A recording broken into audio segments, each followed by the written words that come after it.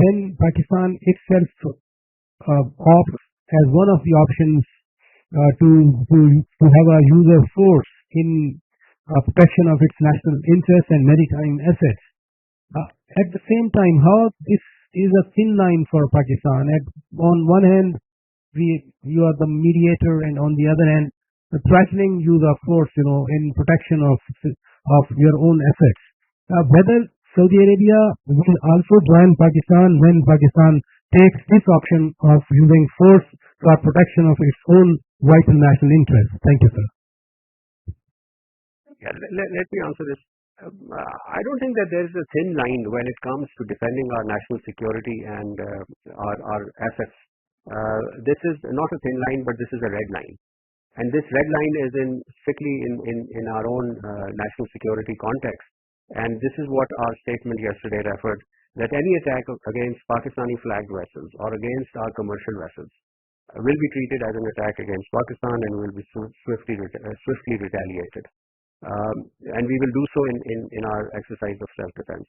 As regards the dimension of Saudi Arabia that you raised, we remain committed to implementing all our bilateral agreements with Saudi Arabia, all bilateral defense agreements, including our agreements on mutual defense with Saudi Arabia. And I think I also responded to this question last week as well.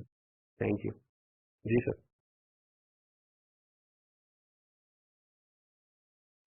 Sir follow-up question ये Saudis और हौतीज के दरमियान जो tension है इस वक्त इसमें जो सऊदी शिप्स हैं क्या पाकिस्तान उनकी प्रोटेक्शन भी करेगा और अगर कोई हौतीज हमला करते हैं सऊदी अरब के ऊपर तो क्या ये पाकिस्तान और सऊदी अरब के दरमियान जो एग्रीमेंट है डिफेंस एग्रीमेंट क्या ये उसका हिस्सा है?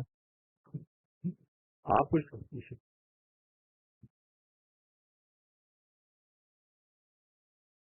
Okay, so this is Wasim Wasi from Arab News. Follow-up to that question and also your statement yesterday. If Pakistani, you said if Pakistani flag ships will be attacked, it will be a red line for Pakistan.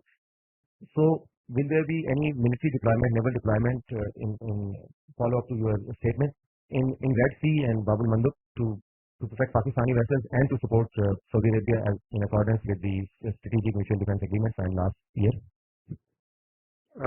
I think both questions are quite related, and I can answer this in one brief sentence, and that is that these are the operational details as regarding to deployment, what will constitute an attack, what will constitute our red line. There have been this area as the Red Sea and Bab al-Mandab is obviously is frequented heavily by commercial vessels. A significant amount of global trade passes through this stretch of 27 kilometers, I believe it is. What constitutes a threat or an attack is to be determined technically by our forces.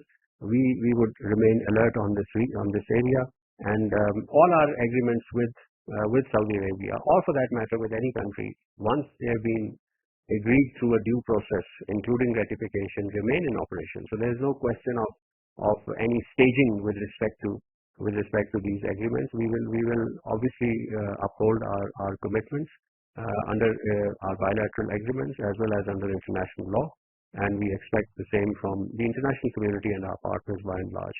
We remain vigilant of the situation, but as I said, this determination of what constitutes a threat and what constitutes an active attack is a matter of operational detail. And as regards the presence of Pakistani naval forces in the region, this is again a matter of operational detail to which I am not privy of. You can ask this from the Ministry of Defense or the other concerned quarters.